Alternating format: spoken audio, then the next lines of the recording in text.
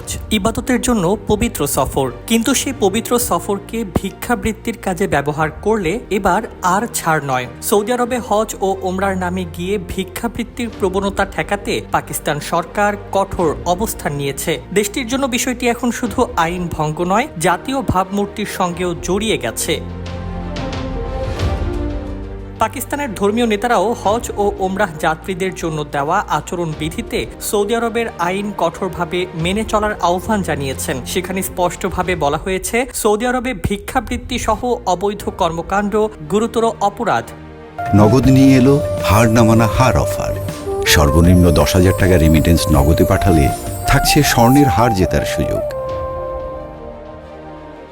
কেন এত কড়াকড়ি? কারণ সাম্প্রতিক বছরগুলোতে সৌদি আরব ও অন্যান্য উপসাগরীয় দেশে পাকিস্তানি নাগরিকদের ভিক্ষাবৃত্তি নিয়ে উদ্বেগ তৈরি হয়েছে। পাকিস্তানের কর্মকর্তাদের তথ্য অনুযায়ী 2024 সালে ভিক্ষাবৃত্তির অভিযোগে সৌদি আরব সহ উপসাগরীয় দেশগুলো থেকে প্রায় 4,800 পাকিস্তানিকে ফেরত পাঠানো হয়েছিল। 2025 সালে সেই সংখ্যা কমে 1,000-এর কিছু বেশি হলেও বিষয়টি সরকারের জন্য বড় উদ্বেগ হিসেবেই রয়ে গেছে।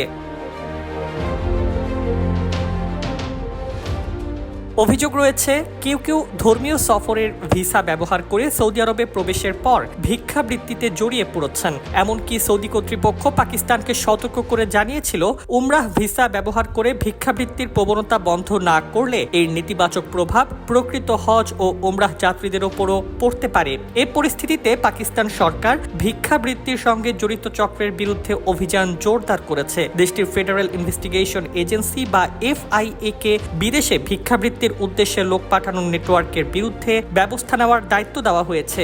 একই সঙ্গে ভ্রমণ ও উমরাহ সেবাদাতা প্রতিষ্ঠানগুলোর ওপর নজরদারি বাড়ানোর উদ্যোগও নেওয়া হয়েছে।